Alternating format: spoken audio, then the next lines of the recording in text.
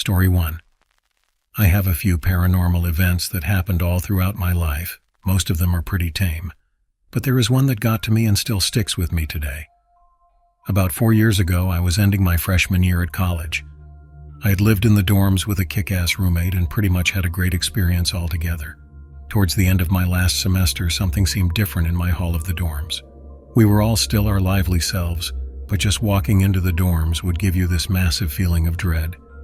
We all wrote it off as the stress of finals approaching, but it just felt off. Well, one night after studying, I decide to hit the shower so I can just wake up and make my way to class in a few hours. Before I keep going, I should go ahead and set the layout of our hall and the bathroom. Our hall was one of many halls on a single floor. Each hall had 4 rooms that accommodated 2 people each, or a single room for the RAs. The entrance to the halls were massive steel doors with a small window located at one end, and across from it was the bathroom. It seriously felt like a prison block rather than a living quarter for college students. As for the bathroom itself, when you walked in, you were immediately met with 2 sets of sinks, 2 sinks aside, on your left and right, with massive mirrors facing each other and creating that infinite loop of mirrors. Then past that, you had your 2 urinals and a toilet stall on your left and 2 showers on your right. When facing the left set of sinks, you can clearly see into the showers from the mirror if the door is open. And in the right set of sinks, you can see the reflection of the shower. The door of the bathroom was identical to the entrance to the hall, a massive steel frame with a small window that didn't allow for much of a view, with good reason. The door was propped open with a giant wooden wedge that couldn't be moved unless you were really trying to close that door. So back to the story. I'm all alone in the bathroom gearing up to go shower. I throw my change of clothes on the right side sink so that way I can reach around the stall and grab them. Once I set my stuff down, I happen to look up into the mirror, and I can see in the distance something almost shimmering inside the shower stall. As I look at it, I notice that it slowly gets closer, like it's jumping from the furthermost layer to the next layer closer. I'm kind of unsettled, but I don't think much of it other than me coming down off of a massive Red Bull, Adderall, and caffeine kick. But it starts transitioning faster. As it gets closer, I can start making out details, but nothing vivid or striking. It's just a dark mass that looks like it's covered in hair. At this point, I'm freaking out hardcore since this thing is getting closer in the mirror, and I'm pretty much frozen to this one spot. As it gets to the 4th layer, I get the closest look at this thing I'll ever get, and I regret every minute of it. It wasn't hair, but some kind of long flowing veil. You could see through it partially, but from the torso down it was just solid black, and the face, I can't describe it. It was clearly human, but at the same time it was so far removed. There were eyes, they were black but definitely glowing somehow. I only saw this for maybe a second at the most, but it's burned into my mind forever. Then the lights cut out and I hear the door slam. It's pitch black in the bathroom, so I can't see this thing anymore. I go to open the door, but it won't budge, and then this intense smell of blood hits me out of nowhere, and that's all I remember. I woke up later in the hospital. From what my RA claims, he was on his way to go use the bathroom. Sometime after this happened, where he found me in the shower stall with my shirt covered in blood from a massive nosebleed.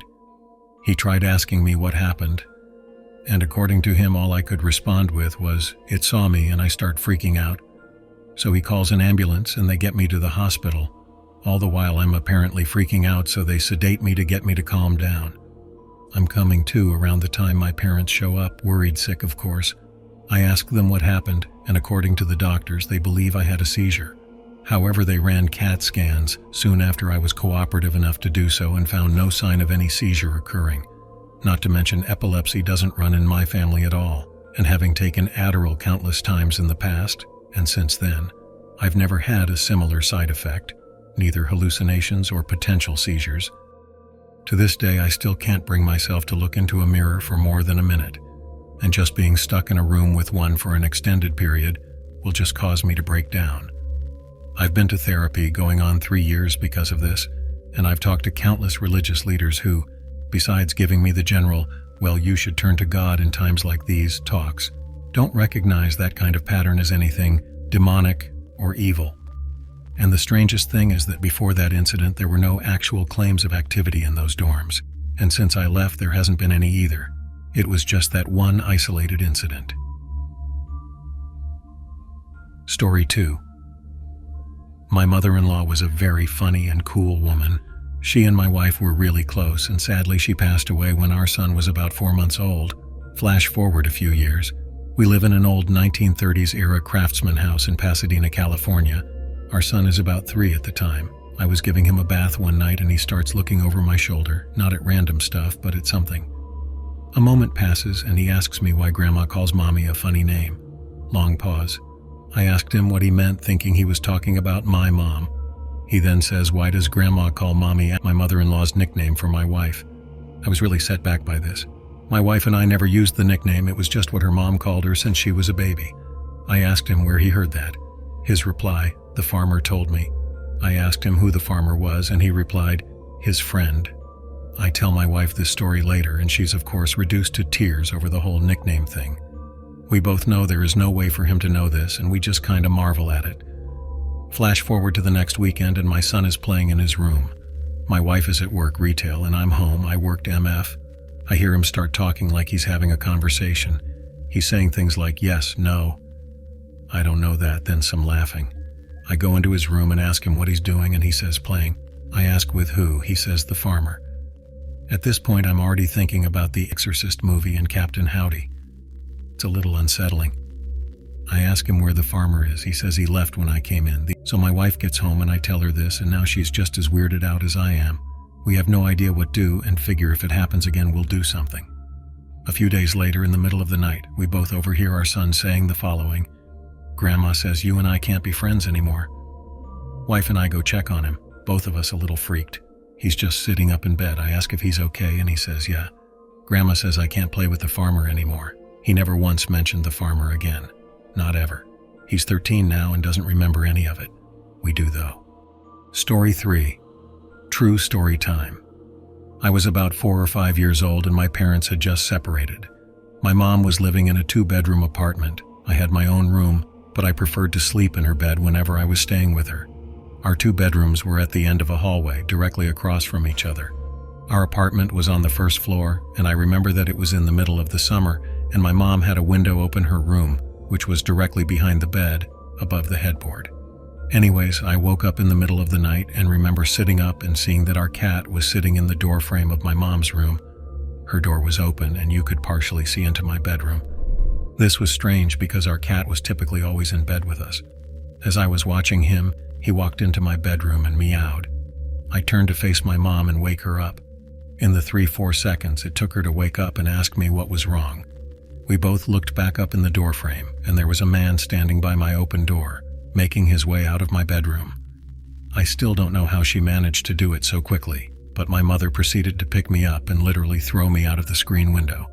Again, we were on the first floor, and it was maybe a 3-foot drop to the ground. She quickly followed, and we were able to start screaming for help, and someone called 911. The police came but didn't see any signs of forced entry. Only that our front door was unlocked, which led them to believe the man must have exited that way. The strange thing was that my mom swore up and down that she had locked the door that night with the deadbolt and chain lock. About a week later, she was cleaning the kitchen and opened up our water heater closet and found a notebook with names and drawings, as well as a pair of gloves and some gum wrappers. The police were called again, but all they could do was speculate that the man had been in our house and hid until we were asleep. Just to clarify, our apartment was on the ground level, so my mother didn't hurl me into potential paralysis, just a 3-ish foot drop to grass. Story 4. This is the late 80s/early 90s. I was around 6, 7 years old. I'm at home with my sister who is 14, 15 at the time. We grew up in a small Texas town. Everyone knows everybody. We are home alone this particular night, and my folks let my sister babysit me frequently. We always got along due to our age gap. Anyway, it is about 8 p.m. in the winter. Deserts get pretty cold. So it is dark, and we're in the common room since that is where the TV was, watching 60 Minutes or 48 Hours or Hard Copy or some shit. Those 1-hour news pieces on CBS that chronicle large crimes in depth, trafficking, murders, kidnappings, and the like. Basically, a gritty Lifetime special.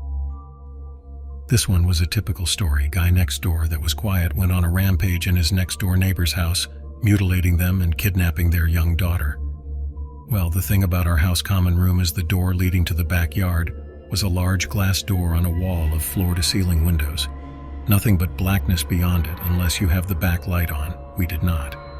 The front door is on the other side of the room with a small entryway. This is a solid door, so you cannot see what is beyond it, with a glass storm door on the outside of it. About 45 minutes into the show, they are talking about the ongoing manhunt for this crazy guy, and bam, bam, bam. Front door bangs like crazy. Is trying to force the door open, just jerking it back and forth, and scream like banshees. Dead silence now. The only lights on in the house are the kitchen down the hall from the common room we were in, and the light from the TV. We start thinking something on the porch. We had some planters and a rocking chair out there, had simply blown against the door. This was West Texas. Crazy strong winds out that way. Well, a minute or two of silence and us holding each other post-adrenaline overdose passes. Just when we are about to declare everything is safe, we hear the storm door on the outside of our front door close. Someone had to have opened that door to be able to bang on the front door like that. We are both frozen in the middle of the room on the floor where we had been watching TV. My sister crawls over to the TV and turns it off. It was an old TV, so you had to turn that metal dial to switch it off, which it does with a mildly loud thunk. Now it is just us in a room dimly lit by the kitchen light down the hall. I do not remember how much time passed with my frozen and my sister still crouched by the now off TV, but we kept making eye contact then looking at the front door. I remember this part vividly. I am on my knees sitting on my feet and I turn around to look at the back wall of windows and glass door. We hear and I see the back door knob turn. It was locked on the knob but not deadbolted. It rattles slightly as if someone is gently trying the handle. Neither of us make a sound, just held breath. Then bam bam bam bam, loud as all H. Someone is trying to force the door open, just jerking it back and forth. The whole wall of windows is vibrating violently, and I can see with each jerk of the door how my slight reflection gets fuzzy, then clear, then fuzzy. My sister flips her and screams bloody murder. I am still frozen on the floor. She gets up and basically drags me into her bedroom, slams the door, throws her mattress and anything she can in front of her door. Thankfully, she had remembered the phone, one of those ungodly heavy beige plastic long metal antenna portable phones. We still had to direct dial the sheriff there, and in her panic didn't remember the number. She just hit redial on the phone. It was one of her friends, and she tells them in broken gasps that someone is trying to get into our house and needs to get there right now. The profanity sticks out here more than anything else. Who knows? Young brain. I am curled up on the floor and cannot stop shaking. We don't hear anything else until we see the headlights of my sister's friend and her parents driving up to the house. We never did find out who was at the door or why. There were no signs of anything happening but a couple of scuff marks on the bottom of the back door that we could not remember if they were there beforehand or not. Nothing like that has happened to me or her since, but for sure we never forget to lock a door after that. Story 5, I'm a girl and I live in a pretty big old house with 5 Navy guys. My room is by itself out in the detached garage. So one night I'm sleeping out there, and in my dream, I assume, I'm hearing this loud rattling noise. I slowly start waking up, but I feel pretty out of it. I open my eyes and look around and the noise continues. The door is about 3 feet from the end of my bed and the doorknob is rattling like crazy. It almost sounds like someone is pounding on it, but I can't tell if it's someone knocking or someone just trying to open it. At this point I realize I'm really awake, and this is not a dream. Even my lab, who never wakes up during the night, is up and staring at the door. I often used to forget to lock my door because we live in what seems like a pretty quiet neighborhood, but thankfully I'd begun deadbolting it more regularly, maybe like a week before. Probably due to something I read on Reddit I don't remember. I am terrified. I always hoped I'd be one of those people who responded better in a situation like this, but I was not. The door is still rattling and I can see the motion light is on and shining through the window in my closet. All my blinds are closed. I am near tears, and I throw the blanket over my head and wait to die. I have literally nothing in my room that I could defend myself with except a flashlight, which I am holding on to tightly. I am paralyzed with fear and just sit there as silently as I can, curled up in the fetal position with my metal flashlight. A minute later, the noise stops and I finally am able to move. I have a weird closet with a window at the top and a big bench, so I crawl in there, climb up on the bench and poke my head up. A few seconds after that, the motion light goes out. I'd missed whatever was going on. I run back to my bed and begin thinking logically. I live with 5 guys. They often have people over late at night after going out downtown. I look at my watch and it's 2:30. about the time they'd get home from bars closing. Maybe someone was very intoxicated and just being stupid. Right? So I text all my roommates, trying not to make a big deal of it and sound silly. "Hey guys, are you up? Do you have people over? Someone was just outside my door trying to get in. I assume someone must be drunk or something. Kinda creepy." Less than 2 minutes after that, I hear the back door to the main house swing open. I hear whistling and banging, and my roommates are running around the backyard with baseball bats. Thankfully, one of them is a light sleeper, and he woke up and got another guy up. I open the door, run inside with my dog, and don't go to sleep again that night. My roommates spent the next couple hours patrolling the house and amp, watching out the windows. We never saw anyone, but they did find a pack of cigarettes lying in our backyard along with a bag of Hardee's or something like that. More than likely, it was just someone trying to rob us, and because there were 6 cars in the driveway, they decided to go for the garage where they probably assumed no one was, and not the house where they'd probably get themselves killed. However, at the time, for all I knew, all my roommates had already been murdered, and I was the last one to go. That's what I figured at the time anyway. Anyway, definitely not the scariest story in this thread, but I definitely didn't sleep for a while after that, and it took me about 3 weeks to start sleeping out in my room again. Story 6. When I was young, I'd say 8, 11-ish, my sister, whom is 7 years older, would babysit me when my parents were out. At the time, she smoked a lot, and my parents made her smoke outside, of course. So I'd follow her outside into the carport, which faced the street, and play around, annoy her and such. One day my sister notices a car at the end of the driveway just sitting in the road. It's a white SUV, I believe a mid-90s Bravado, not sure, with a bike rack on top. It has the most tinted windows I have ever seen. You could not see inside from the side. It sat there until she went inside, then would drive to the end of the road and sit at the church parking lot and wait. Wait until she'd come out again for another smoke, and it would repeat this. Odd, but my sister is a brave lady and just kind of ignored it. That is, until the next day, while my parents were out again and it showed up again, it would sit at the end of the driveway and just watch. I don't know what the driver was doing, but he was watching my sister. If I didn't go out, I'd watch from the front window, and it would just sit there and watch my sister. She told my father, who was a sheriff deputy at the time, and he called the cops, made a complaint. They showed up, looked around, but the SUV was nowhere to be seen. Months went by, and nothing. Then one day, a good 9 months after this had all started, and 4-ish since the last sighting, it was back. It became a regular occurrence. Another day, my sister was outside doing her nasty habit, and sure enough, here it comes. This time we were alone as usual, and she decides she's had enough. She tells me to stay in the carport, and she's going to go confront them. She starts walking toward the SUV, and halfway down the driveway, she would later remark to us, "I felt utter terror, like I knew if I went any further, I was dead. I was paralyzed by pure fear." She turned around and went inside. Finally, the family car was in the shop for some kind of issue, so we were all stuck home for a night and had to get delivery, etc. While my parents are home, my sister goes outside to smoke. I go outside with her, and eventually the SUV shows up. She tells me to run inside and tell my father, and I do. My dad promptly gets his gun and starts briskly walking down the driveway with it in hand, in the direction of the SUV, but not leveled towards it. The SUV floored it, down the road, and peeled out onto the nearby large highway. My dad, being a cop, noted the year and model and distinguishing features. The scariest thing, the license plate had been covered in duct tape. We never saw it again, and my sister just kind of shrugs it off now. Story 7. When I was about 8 or 9, my family lived in a house in a little hidden neighborhood on a cul-de-sac. It had a huge backyard, but there was a rusted-out trailer, the flat kind you use to tow dirt bikes and whatnot, in one corner of the yard. That area of the yard always gave us the creeps, so we never went over there. Neither did our dog.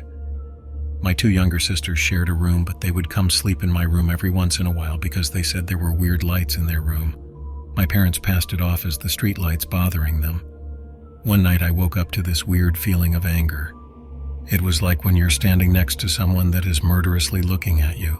There was a shape of a person standing in the doorway, and a single red glowing light like the cherry of a cigarette. Both my parents smoke, so I thought it was one of them. I sat up and said, "Mom, Dad," but there was no response, and then the figure and the red light were gone. I pulled the covers over my head as quickly as possible and made myself into a tight little ball. Then there was a tug at the blankets at the bottom of the bed.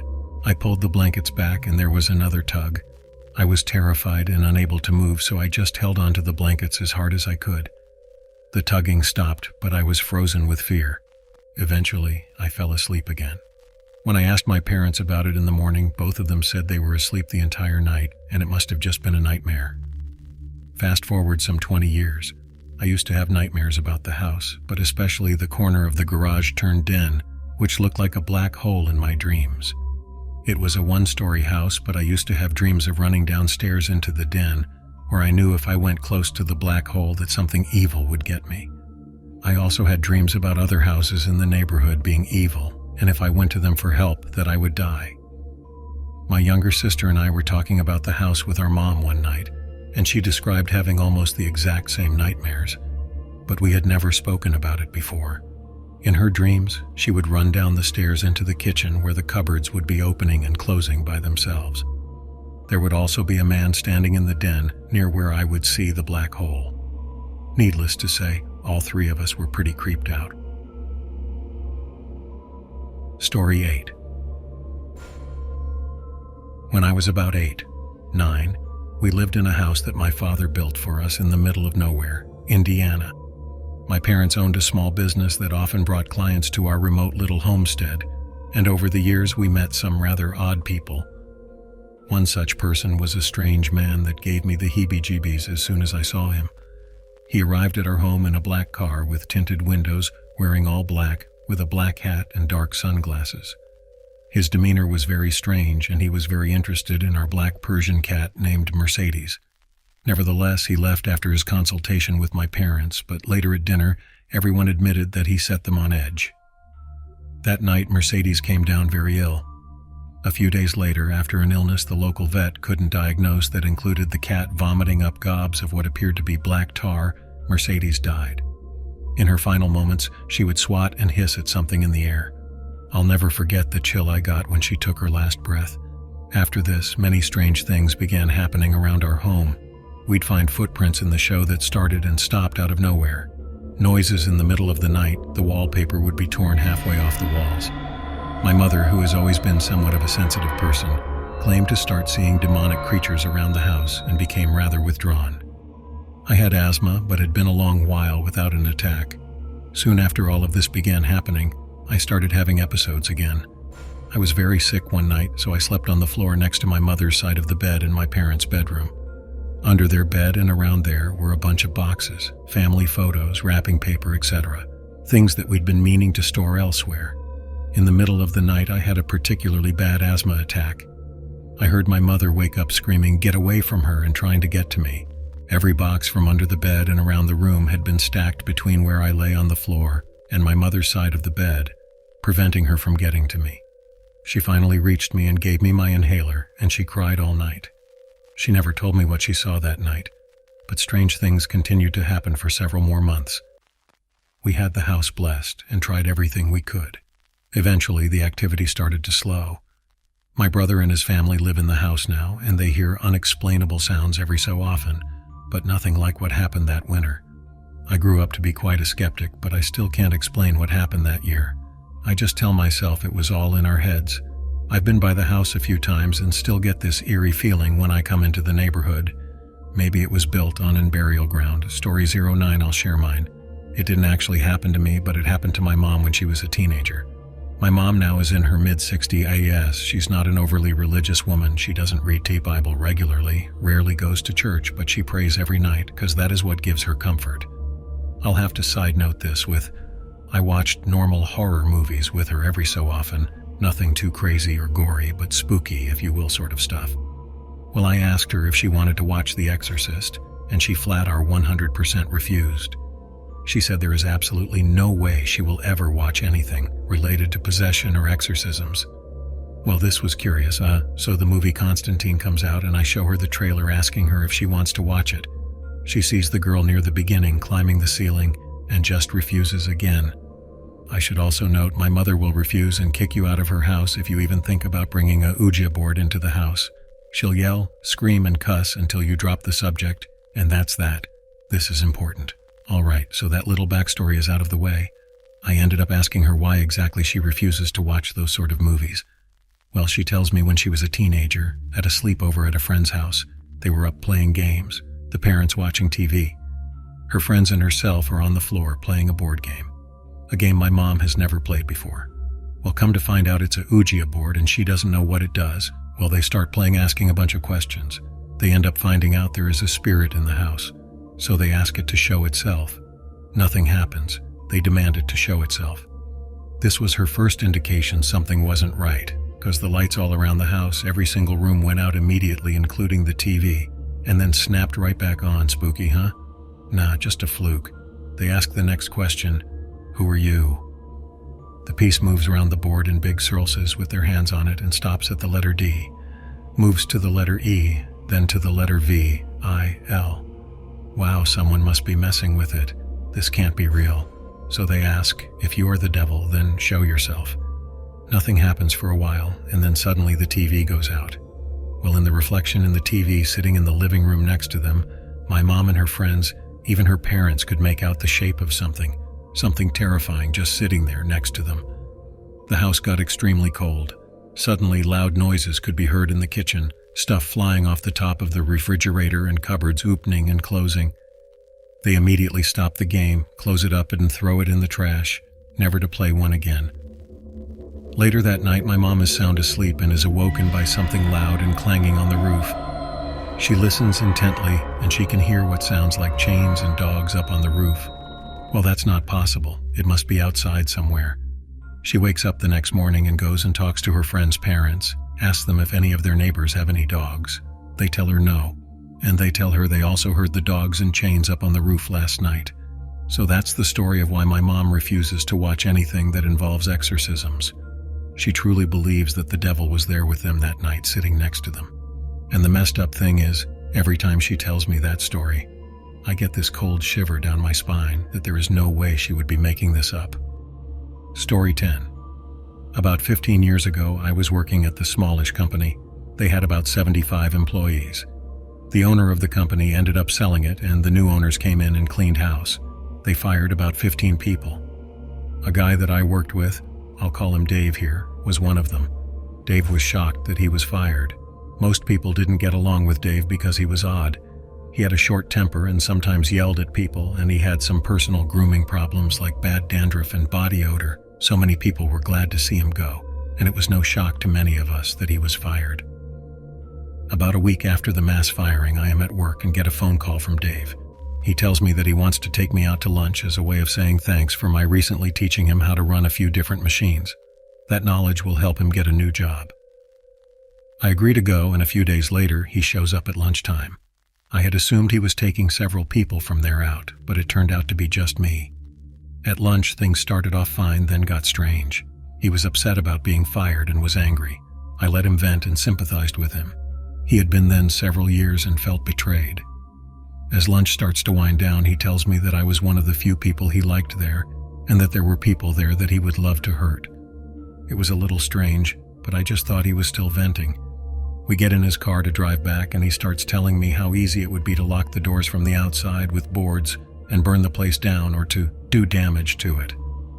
As we pull into the parking lot, he tells me not to worry, that even if he could hurt some of these people, I was his friend. The way he said it really gave me the chills. I said goodbye, got out of the car, and went inside. There was a window near my boss's desk that looks out to the parking lot. I could see Dave's car from there. He wasn't leaving. He was just sitting in his car. Lunch ends and everyone goes back to work, and Dave was just sitting there. I tell my boss we need to call 911. Dave said some strange things. I think he might try to hurt someone. My boss called 911, and the police get there within a few minutes. They talked to Dave, got him out of his car, and then put him in the back seat of the police car. They then used his keys to open trunk. In the trunk, they find a few boards, some rope, and a few guns. They talked more to Dave, and he agreed to be taken into custody and to get some help. I don't know if he would have done anything, but the way the building is designed, had he decided to, he could have shot a lot of people in a very short period of time. I was so freaked out I couldn't work the rest of the day. The end. Thanks for watching. Don't leave before leaving a like to this video. Also hit the subscribe button to support my work. And as always, have a horrific nightmare, my dear.